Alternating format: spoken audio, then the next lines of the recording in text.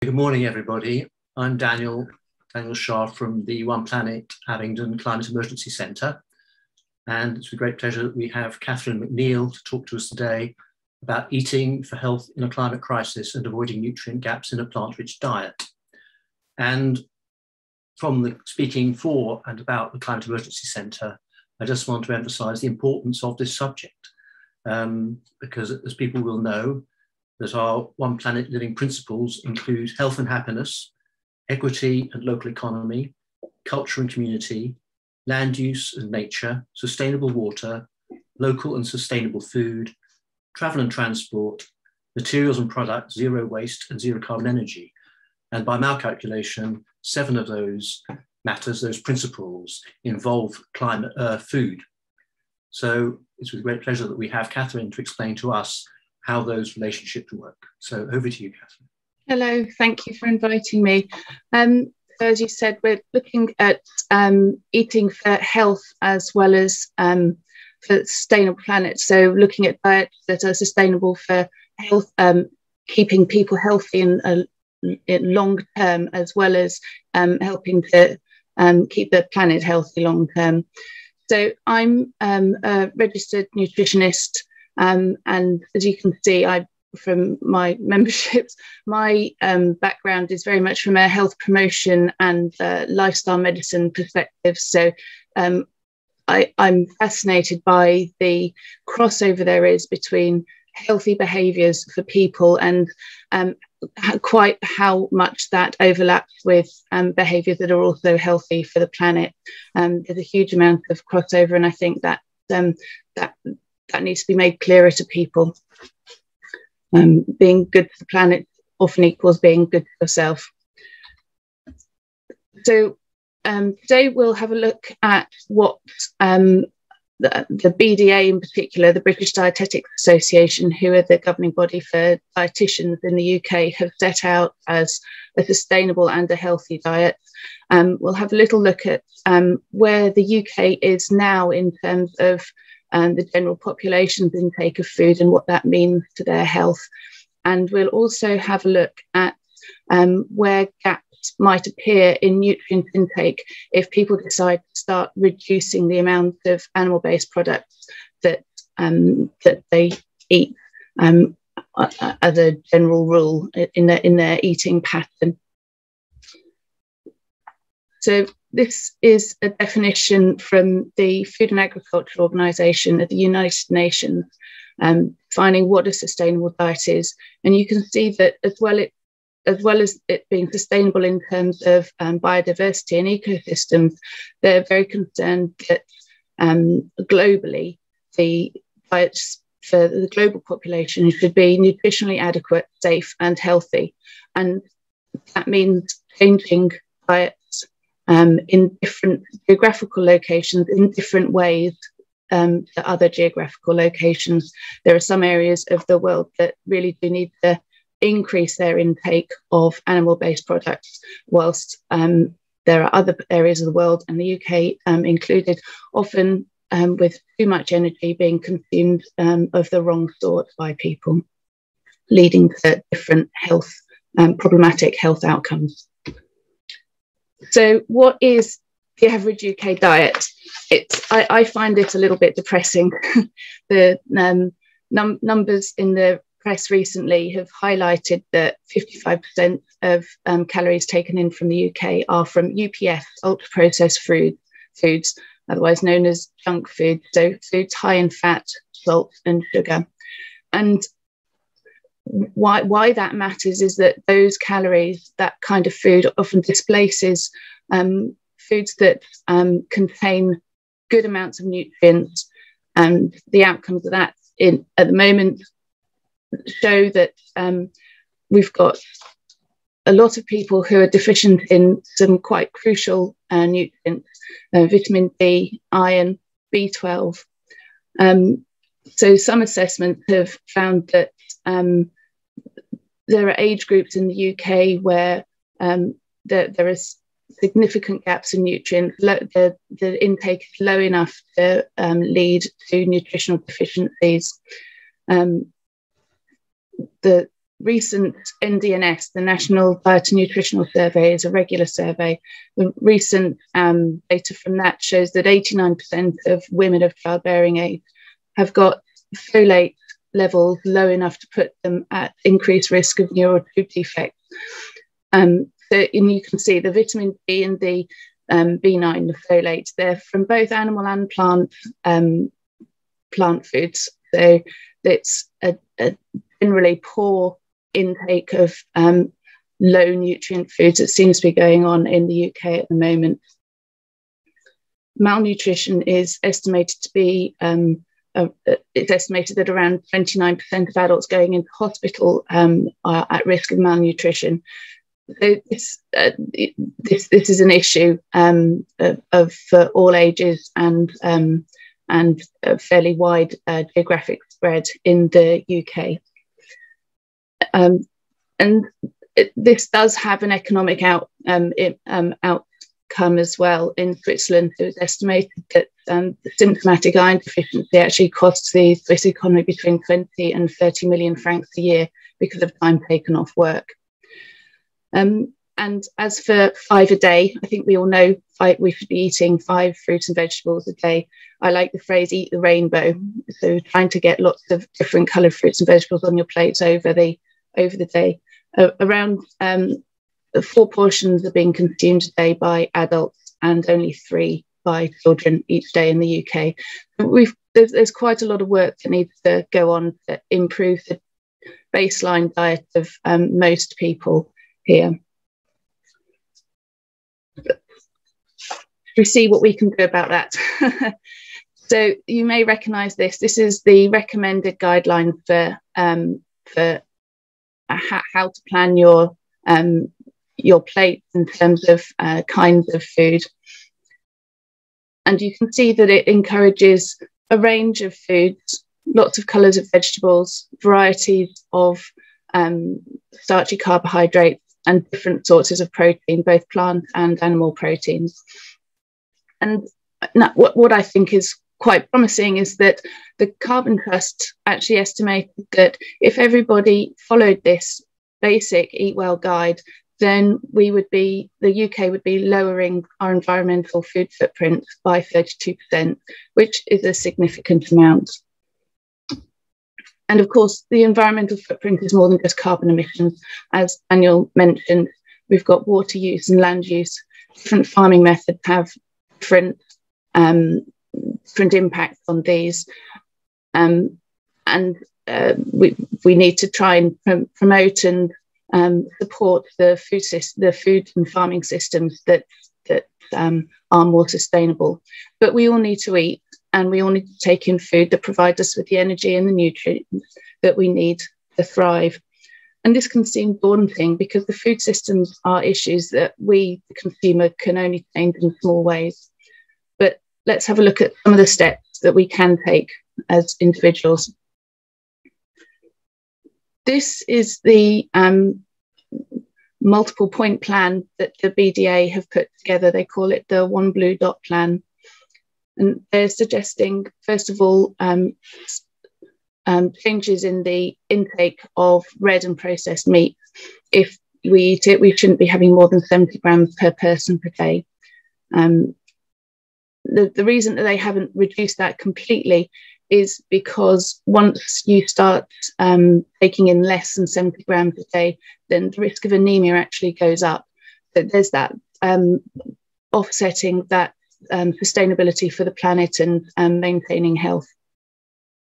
And again, increasing plant proteins is a way of reducing carbon emissions. Plant proteins tend to use much less energy and give off less carbon in their production than do animal proteins.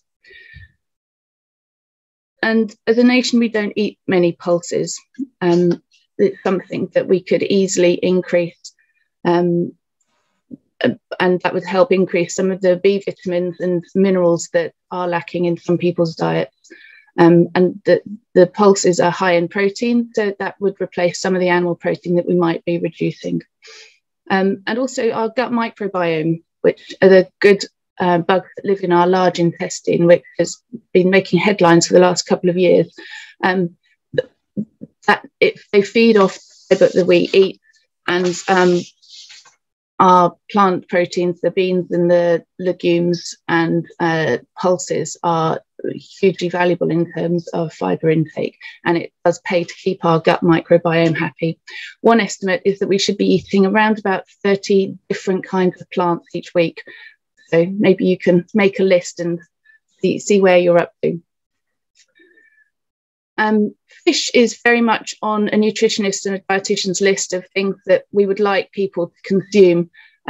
It's a lean protein with its own set of micronutrients, including iodine, and with oily fish, the all-important omega-3 acids. But we should think about where they're sourced from and try and buy a sustainable fish, and meat and dairy, of course, as well, as we can. I think that thinking about the origin of all foodstuffs should be at the top of people's priority when they're shopping, and buying the highest welfare items that you can is extremely helpful. So in terms of meat, grass-fed seems to be the gold standard in sustainability as far as the science is concerned at the moment. The organic matter that the grass-fed animals put back into their fields actually improves soil structure and increases the amount of carbon dioxide that the soil can hold.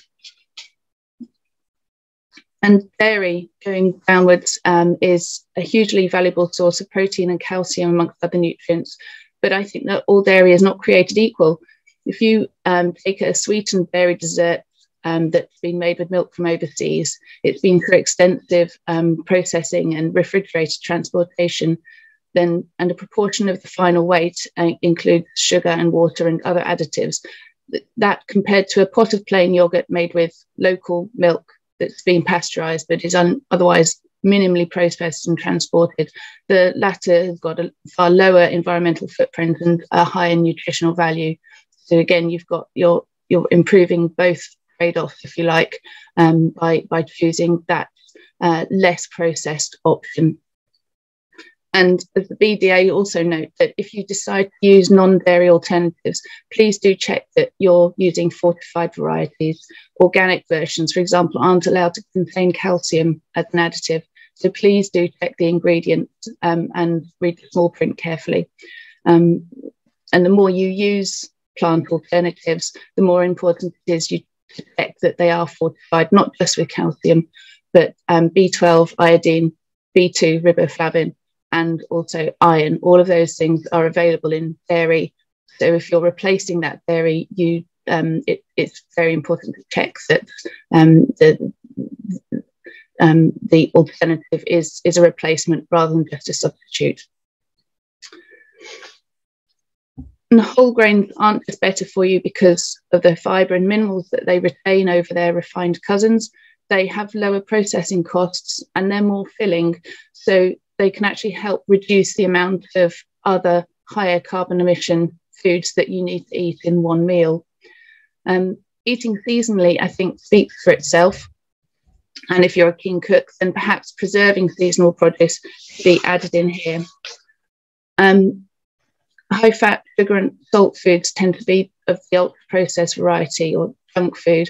And these use up valuable land and energy resources only to provide us with empty calories, energy that we need to burn off without any nutrients going towards our health.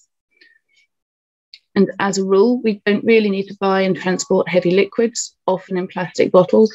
We're lucky here to have clean drinking water literally on tap. So save sweetened or alcoholic drinks for treats and you will appreciate them more. Start specifically requesting tap water in cafes and restaurants. Drinking water instead of soft drinks needs to be normalised at home and outdoors, outside.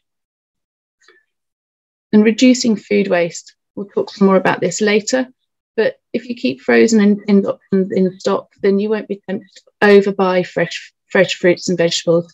Nutritionally speaking, tinned and frozen are perfectly acceptable options. Nutrients, including the all-important fibre, are retained and then ready to use in quantities and at the time that we want. So in some ways, normal rules apply: reduce, reuse, and rescue, and well, maybe upcycle instead of recycle. But by eating seasonally and locally, we reduce the distance that our food has travelled, and by reducing energy use, perhaps by batch cooking, we can cook once and eat twice. Maybe even try steaming vegetables over pots of boiling pasta, or use your microwave to cook rice or lentils instead of the hob. There are various ways, and I'm sure you've all got ideas about how you could save energy and reduce your food waste.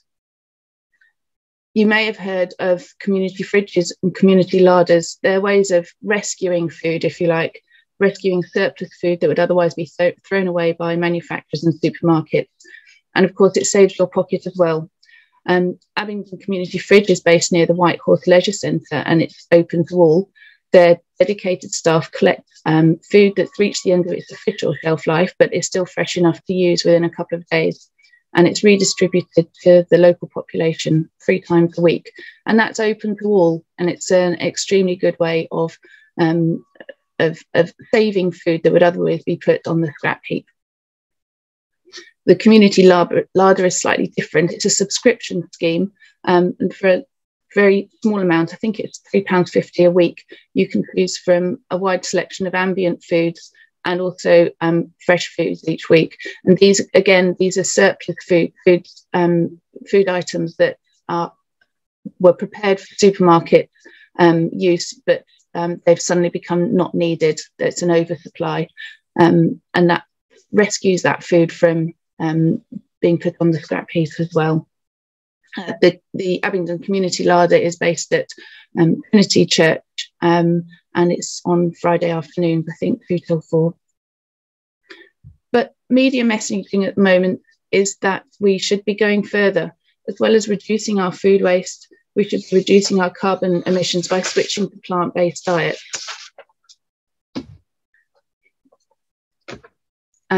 Because as you can see from here, that our food choices do make a difference. It demonstrates nicely that a lot of plant foods have much lower carbon emissions than animal, particularly animal protein. But on the other hand, it also shows that there's a huge overlap. The lower impact animal foods are comparable in some places to higher impact plant foods. So this really is where our food choices can make a difference. So do we really need to label ourselves? I'm not sure. But I think the most important question is which kind of system do I want to support with my hard-earned money, and how do I want to feed myself and the family? All of these labels could be classed as plant-based, except the carnivore. There is no official definition of plant-based.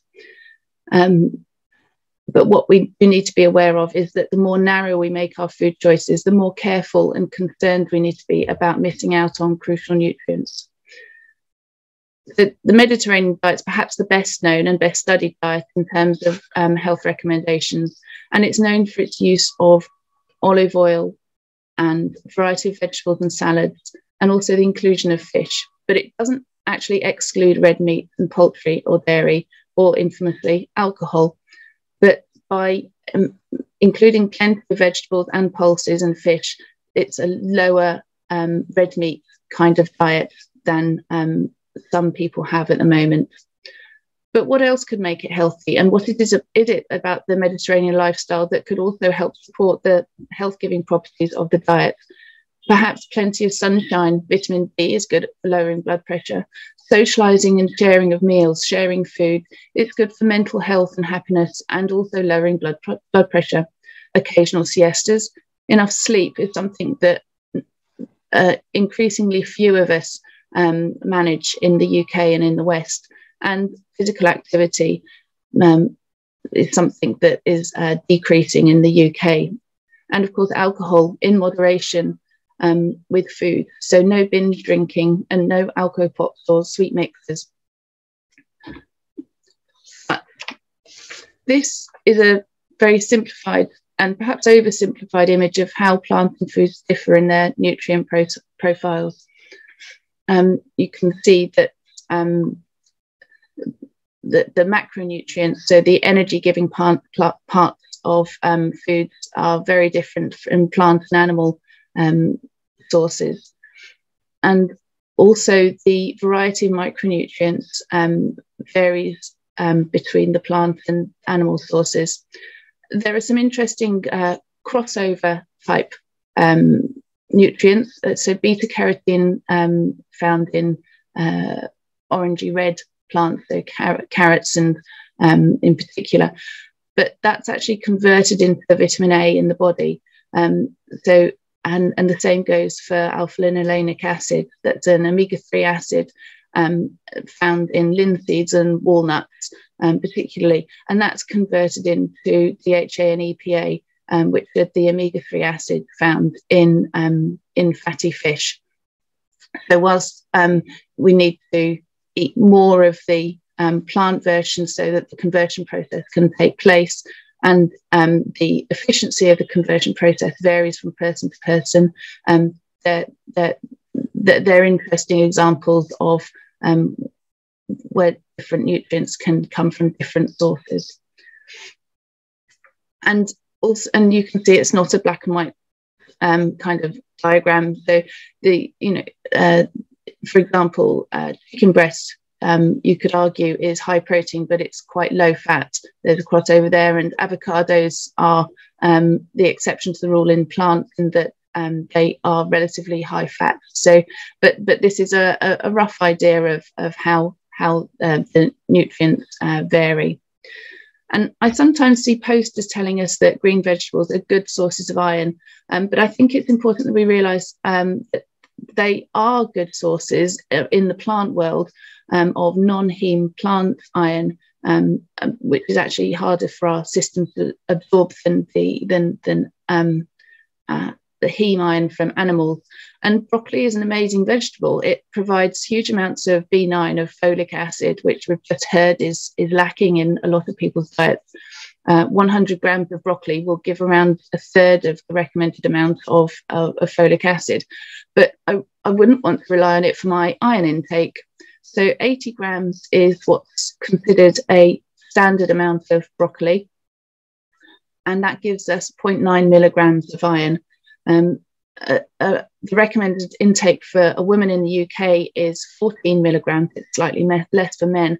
And you can see that even if I ate a kilogram of broccoli, I would still need to top it up somehow. So this is, again, that trade-off between doing things that are right for the planet, but also making sure your intake of really vital nutrients stays up to the right levels. It's a more formal picture. This came from nature, but it gives the idea that while spinach is relatively inefficient at providing iron and also zinc, both of those minerals are highly available in liver, but liver and beef don't provide calcium, magnesium, potassium, which to a certain extent are available in spinach. So we may think technology will come to our rescue, won't it? So I've taken some pictures of some of the vegan plant-based foods that are available in your local supermarket, and done a very quick comparison to original animal-based foods. So we can see that the plant-based foods are convenient, but they're not quite equivalent yet. I'm sure that the scientists and the food technologists are working on this.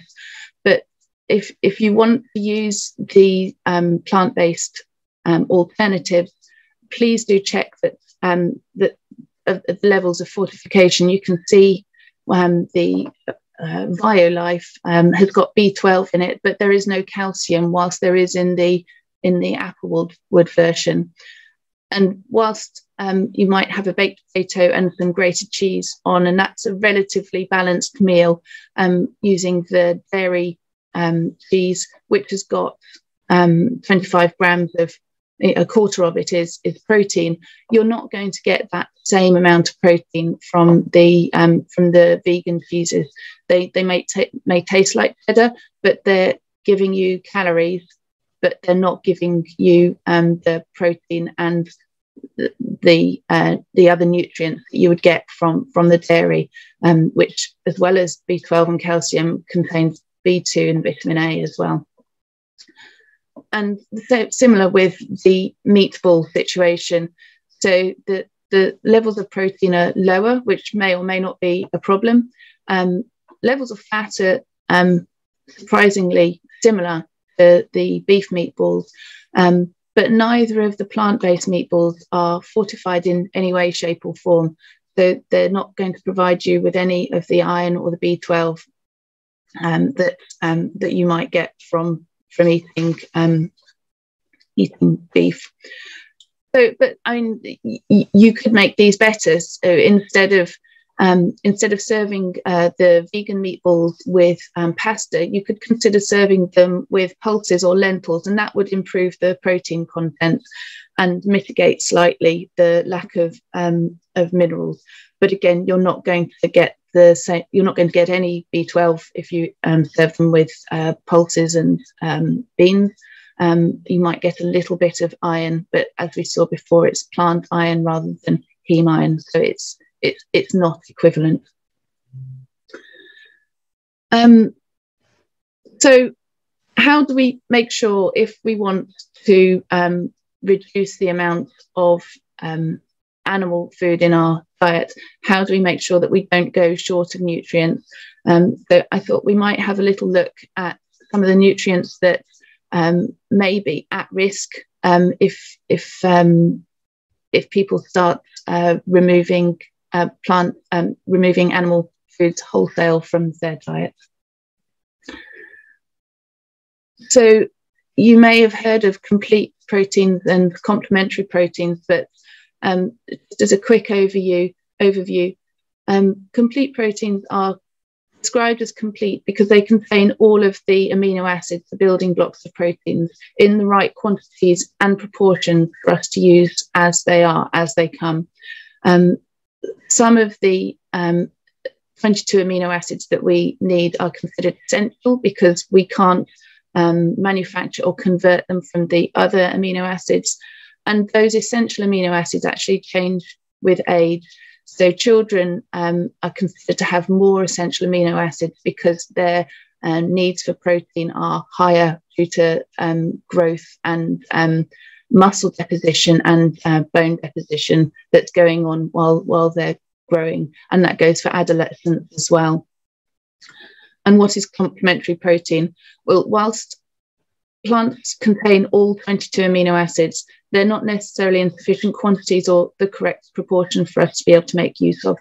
So by combining things like the pulse and the grain, you're providing like pieces of jigsaw. You put them together and then our metabolic system, our digestive system, can break the proteins down into the individual amino acids and then reassemble them and use them in the quantities that they need.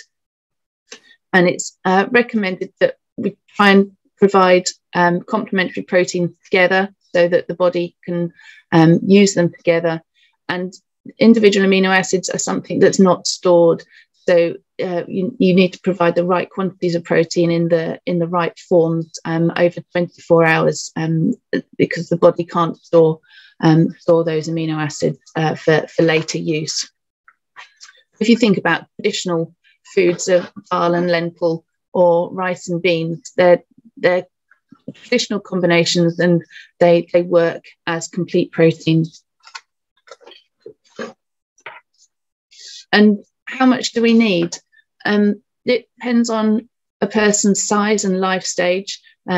Protein requirements obviously go up during growth, and it's also beginning to be thought that older people become less efficient at digesting protein, so their needs may go up a little bit more as well.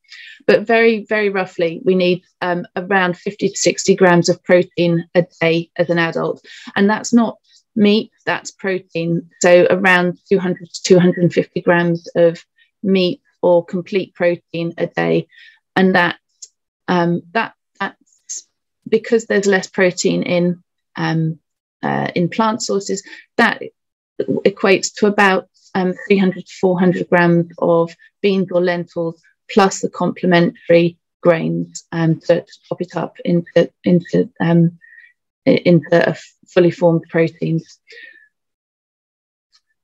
So if we want to reduce the amount of animal protein that we're getting, what else is that animal protein providing that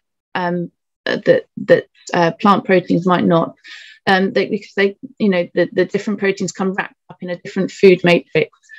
So we might need to look at iron and choline and B12 and iodine and zinc, and they all become more difficult to find as you move away from animal foods. We'll start with calcium. A recent paper highlighted the risk of increased fracture in people with very low animal product intake, so in vegans. Many of the vegans in the study have had very low calcium intakes at around 500 milligrams a day, whilst we should be trying to consume about 700 milligrams a day. And that's actually higher in adolescents who are in the middle of putting down their bone density peaks at around about the age of 21. Once you've got to 21, I'm afraid it's only a downward spiral. Your bone is replaced, but as you get older, it's replaced more slowly. So the aim is to get as much bone put down as possible, and that's one reason why low calcium and vitamin D, they work in tandem in children. Shows itself as soft bones or ultimately rickets if they're not able to build that up. So the best sources of calcium are dairy and small bone fish in the bones, and almonds are quite a good source. But if you are reducing the amount of calcium you take, then please do choose fortified milk and yogurt alternatives. And there is also some calcium in dried fruit and tahini, so sesame seeds. So use those as snacks and spreads and toppings as much as you can. And making sure your vitamin D levels are up and will also help the calcium that you do consume be used to best effect. And weight bearing, walking, carrying a bag, whenever there's stress put on the bones, that encourages the bones to replenish themselves and to strengthen along the stress line. So that's why weight bearing is really helpful to keeping maintaining bone health. And as mentioned, vitamin D, possibly known as the sunshine vitamin D, sunshine vitamin. So our bodies do produce vitamin D, but only when bare skin is exposed to strong enough sun. So in the UK, sadly, we don't have strong enough sun over the winter months. So it's actually recommended that everyone should be taking a vitamin D supplement between September and March.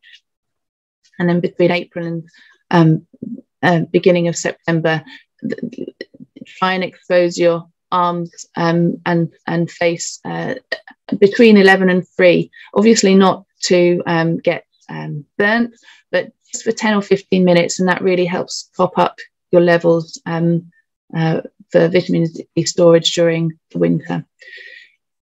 As you can see, the most abundant dietary sources are in oily fish and egg yolk, and also organ meat, so liver in particular. If you're not going to be eating those, then we should be thinking about taking a vitamin D supplement all year round, and take that supplement with a meal that contains oil. Vitamin D is a fat-soluble vitamin, so taking it with vitamin D will help your body to absorb and store it. And B12, I think this is possibly the most infamous vitamin of concern for people without who are not taking in animal food.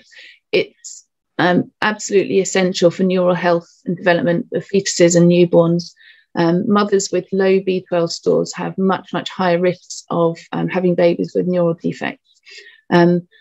As adults, we have stores of vitamin B12 which can last up for a couple of years. So an inadequate dietary supply can actually be masked by the body using up these stores that it has.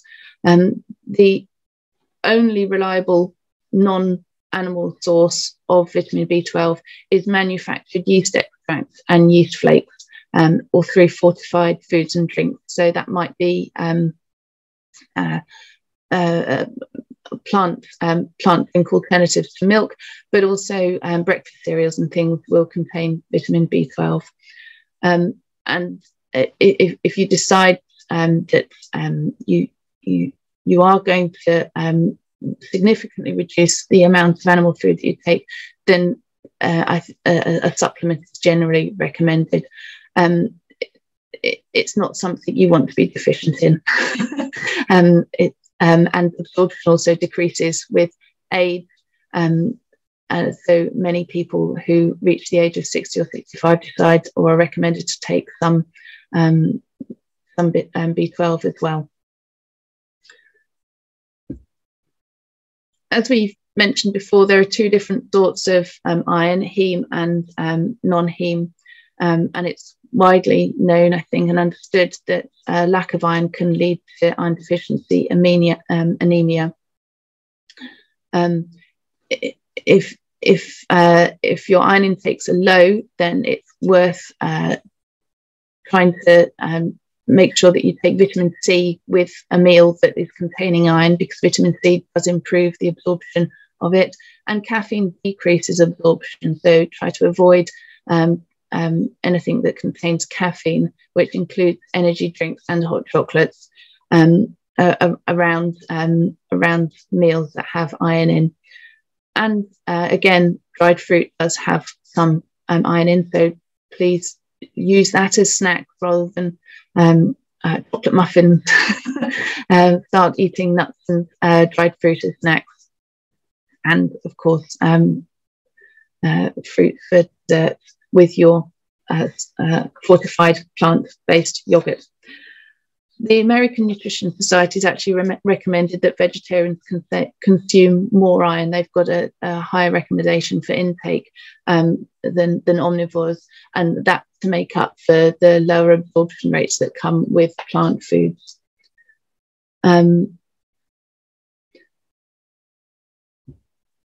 So, and although I've said to try and use vitamin C to help absorb iron, some people recommend having a glass of orange juice with breakfast cereals, for example. But it's important to realise that guidelines are to try and limit the amount of fruit juice that's consumed in order to keep check on sugar consumption. So if you decide to have some orange juice, try and consume it with an iron-containing meal or snack, so that it is doing a job as well as just tasting nice. I've decided to include choline, which is it's rather less studied and less talked about than other nutrients, but there's quite a lot of emerging evidence that shows that it has protective effects against neural and cognitive decline in older age groups, as well as being really important for women who are pregnant to consider.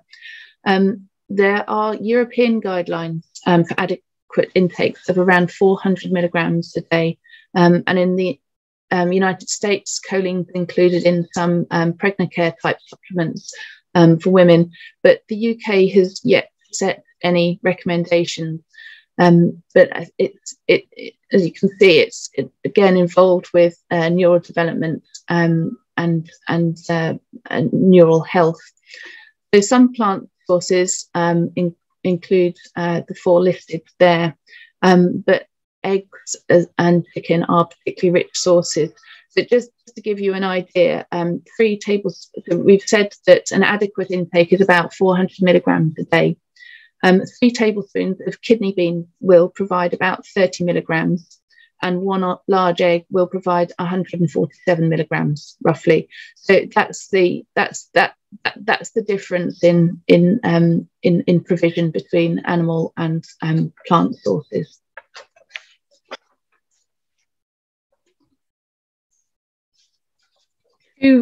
I've realised that 2 nutrients I haven't mentioned are omega-3 fatty acids and iodine. Iodine, sorry, I'll just go back. Iodine is, for the UK, is generally provided by milk and white fish, not oily fish, but white fish like cod and hake and haddock.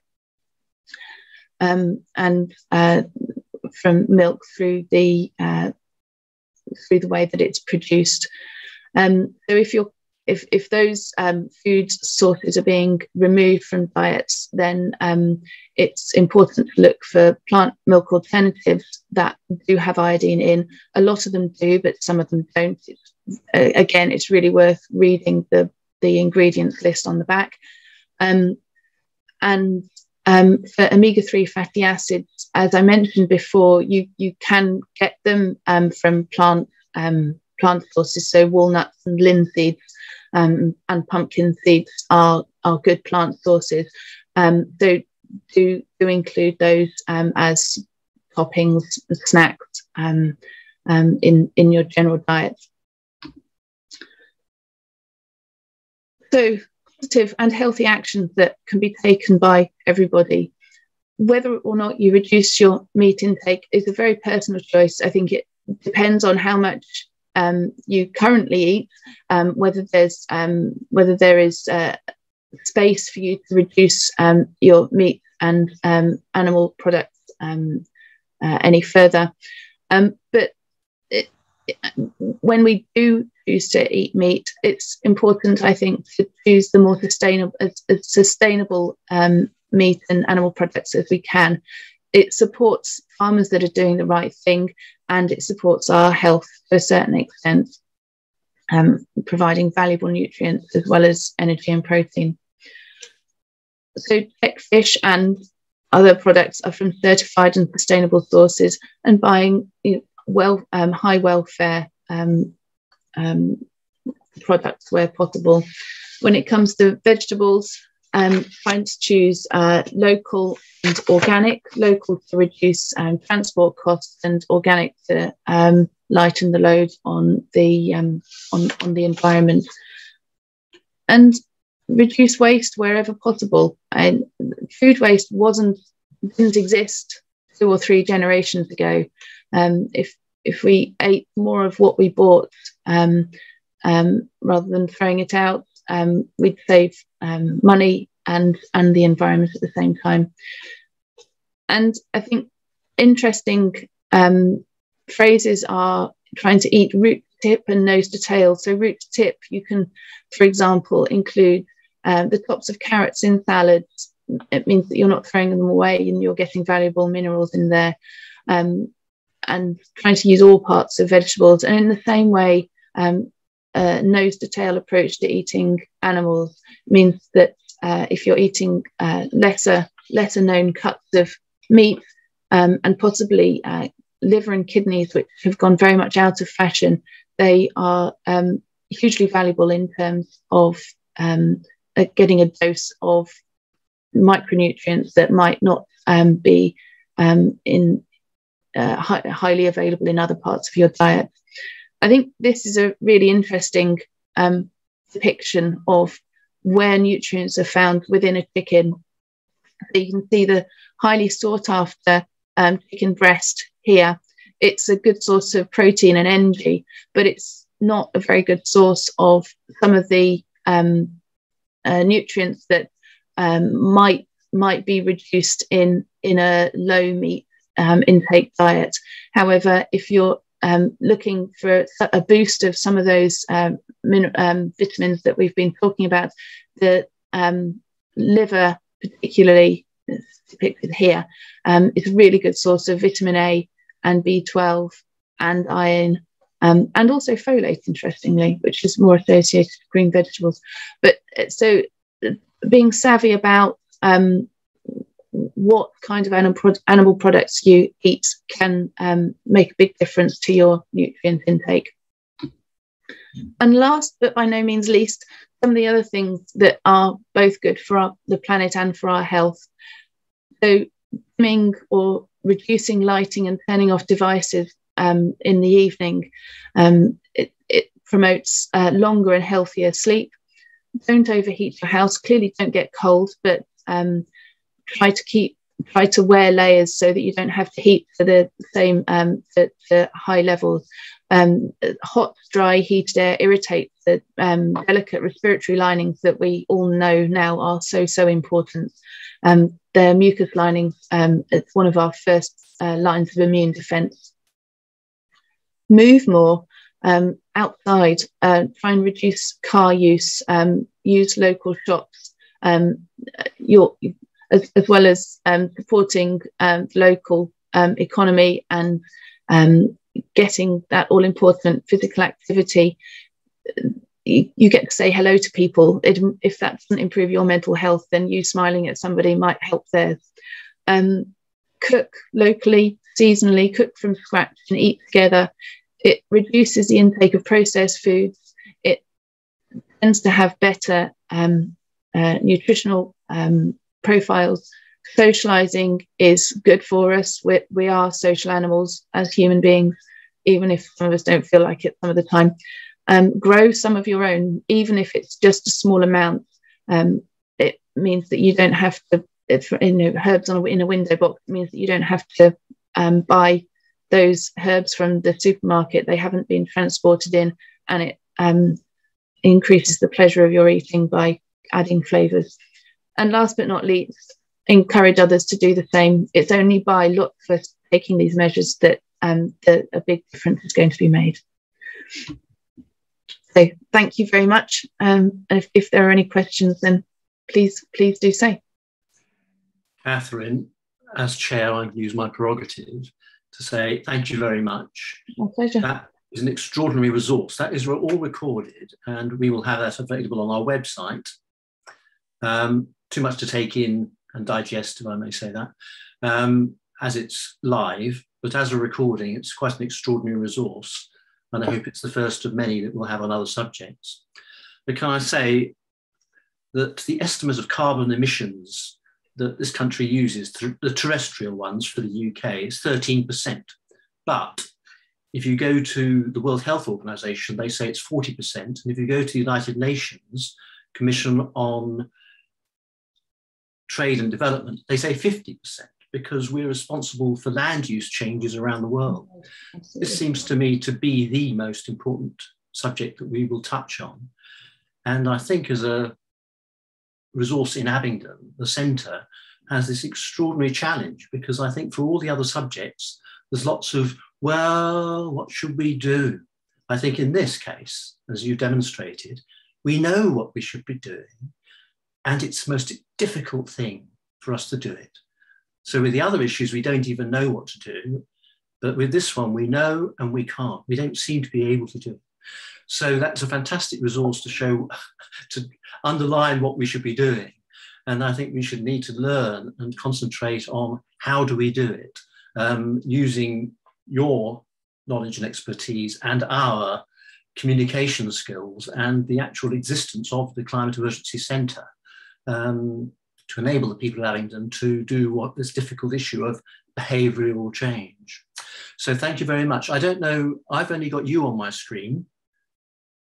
I'm not sure I can find everybody else. Will I stop sharing? Would that be helpful, do you think? Oh, right, I've got everybody else now. So I have no brief as chairman, but I would suggest we have 10 minutes to the hour. We've been going for 50 minutes. If anybody wants to raise an issue with Catherine while we've got her here live, then now's your opportunity. Meredith. Quick question on what was probably a minor point, but thanks for all the points you made on supplementing things we miss from animal-based sources traditionally. You touched a little bit on supplements. So I'm quite interested to know the source of supplements. I think most of them are non-animal based, but heme iron, I think, is a supplement, and I suspect it does come from an animal source. Do you happen to know? I don't happen to know, but I have seen an experiment where cornflakes are crushed and you can actually move them around with a magnet, which suggests that it's elemental iron, which is not necessarily animal source. So that might go part way to answering your question. Okay, yeah. But no, I'm sorry, I don't know.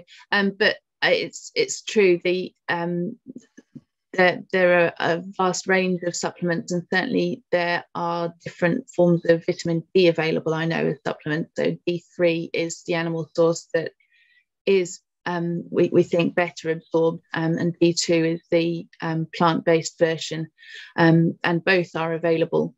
And I think it's probably personal choice as to which you choose to take. Yeah, okay. No, it's interesting. I mean, I suspect most vitamin supplements can be manufactured without the use of animal products, with bacterial fermentation or something, but it's just the heme iron I was wondering about where that can be made from. Yeah. Okay. Yeah. Do we have other questions? Yeah, thank you very much, Catherine. That was very interesting. My question is nutrition taught at schools? Do you know?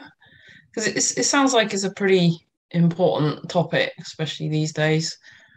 It is, to a certain extent. It's covered in personal health lessons, which, I'm speaking from personal experience here, it goes on in secondary schools, and certainly the healthy eating plate has come home as homework in our house.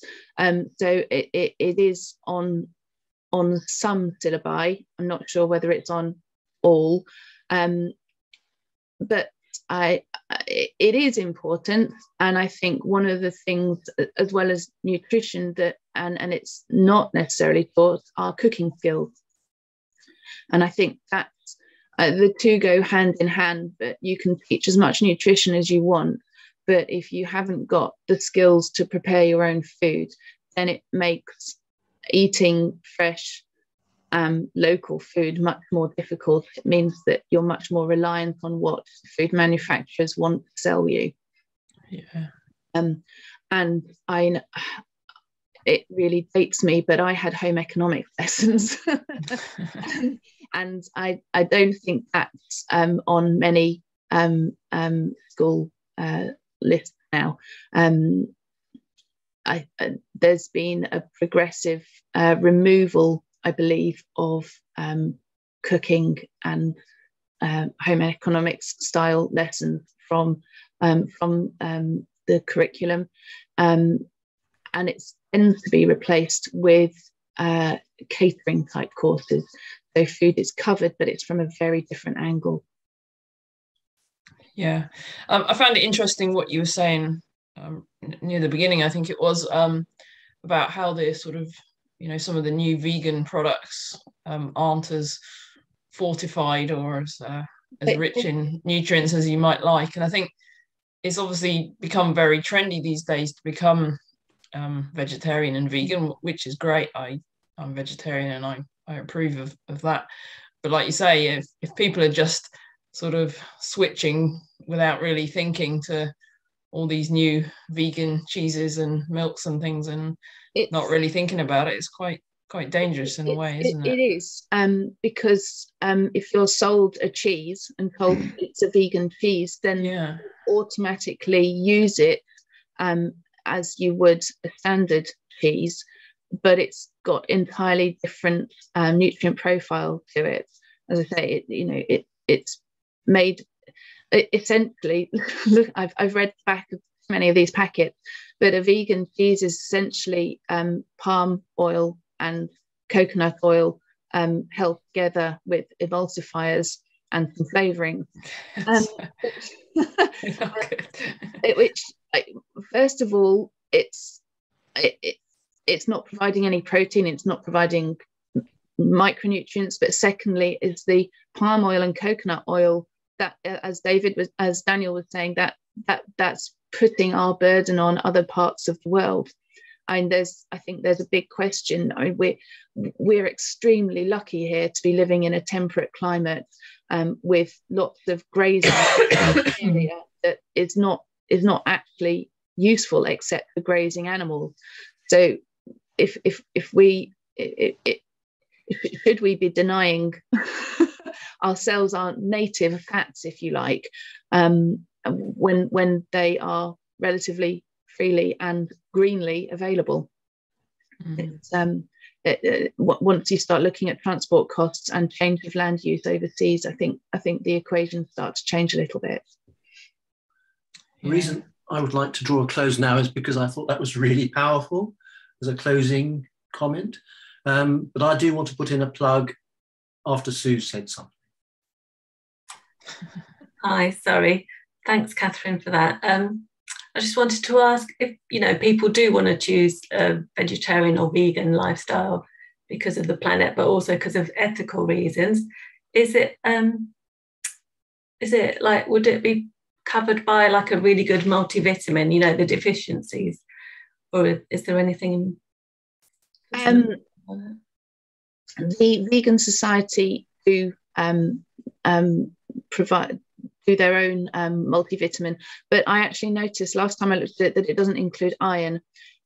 So the way I would go about it would actually be buy several different supplements. So you can buy some good iron supplements and take those at a time when you're drinking orange juice, so that you can time the different supplements to different parts of the parts of your diet.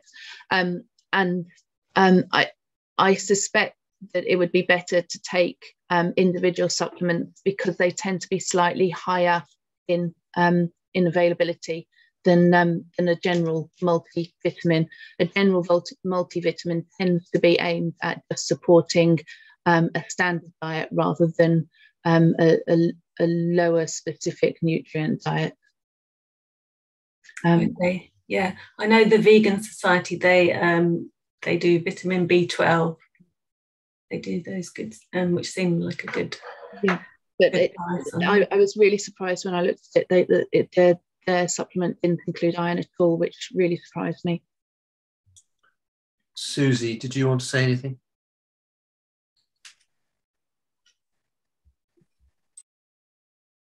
No, you're still muted. Still muted. Yes, there we go. Thank you, Catherine. Absolutely riveting. Yes, I've taken a few notes, but I'm glad it's been recorded. I'm always interested in the supplement thing. I mean, I just hate taking any kind of pill myself. I just got an aversion to any sort of pill, and also the cost is huge, isn't it? I mean, I've at times I've had to go with a few sort of supplements like what's that? Anyway, but the cost is high. And also which ones to buy? That's the other question. Where do you get? You go into Holland and Barrett, and there's this great shelf of overwhelming pills at a great cost. And I just feel that that shop takes advantage, and everything's twice the price that it needs to be. But anyway, so what would you say? I mean, it's expensive if you really kind of want to. If you want to have several bottles going on at the same time. It is an expensive business, and I think that's an important point because in some ways it almost puts it's a lifestyle choice that's only open to people that are able to safely afford to make up for reduced nutrient intake through buying supplements. And I think that's one reason why it should be clearly stated that this is personal choice. There are a lot of people in Abingdon and further afield that don't have the financial resources to buy supplements, and we shouldn't be expecting them to reduce their nutrient intake because they're on a lower income. Animal source foods are still the cheapest and most efficient and effective way of getting all of those nutrients that you need, particularly if you've got a young family to feed who have higher nutrient needs in some ways. But supplements aren't really something I know a huge amount about, but I'm making a note to myself to go and have a proper look. I'm very much a food first nutritionist. I firmly believe that the food matrix that nutrients come in is the best way to supply them to our body. It's what our digestive system is expecting. The smell of food as it's cooking sets off. That's why your mouth salivates. It's getting your digestive system ready to receive the nutrients in the forms that it's expecting, and then to deal with them in an efficient way. So I think whilst supplements are just that, they are always stated that they're not in replacement for a healthy, balanced diet.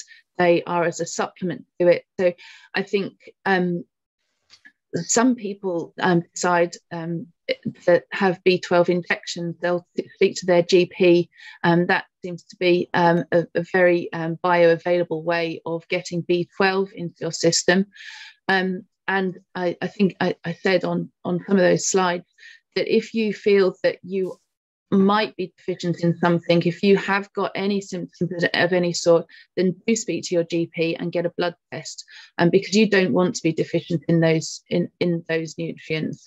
But in terms of which supplements are best, I would go for a standard brand, a pharmacy brand, a well-known pharmacy, but do again look at the values on them. There's a huge variety of strength, if you like, of the different supplements of the different brands. And certainly if you're combining different supplements, you don't want to be overdoing it on one over another. So it's a very it's quite personal, and it will also change if you're eating eggs and cheese, then you're probably getting your B12. But if you're cutting out eggs and cheese and dairy at the same as well as fish and meat, then you will need more supplements. If that makes sense. Thank you. Yes. No. Thank you. Sarah, I don't know whether you're there. I can't see you. Yes, I am. Did you want to say anything? No, I found it really interesting. Thank you for speaking today, Catherine. I think there's many layers though to this topic, because as Catherine suggested, it feels like being vegetarian or vegan can be afforded only by a certain group of people in the society. And another issue that sometimes is not talked about is that all the food preparation is usually done by women, which already carry a big load of, of work at home next to if they work also outside the home. So cooking from scratch and getting local, organic, it's all well, but it's not always as easy as ideally I would like it to be. Because sometimes you really want to cook better, healthier meals for your family, but then you struggle for time and I think there's so many layers to this topic, and we've just scratched the surface, and it's very interesting, and it's really important that we talk about this because that's the way we can raise awareness. So thank you for doing this today. Okay. So can I now close? I'm sorry, I was abrupt because I was conscious of an hour and a recording, but of course this is a live webinar We all need to participate. I want to put a plug in for Stonehill Community Gardens, which is just south of Abingdon, open all day Wednesday if anybody wants to drop in. And if you watch the website, you'll see other events, and we concentrate on both the growing of food and the preparation and serving of and eating of food. And my final comment is the word companionship, which is eating together. And I think we have to remember the first principle is health and happiness. So thank you again, Catherine. Thank you all for coming.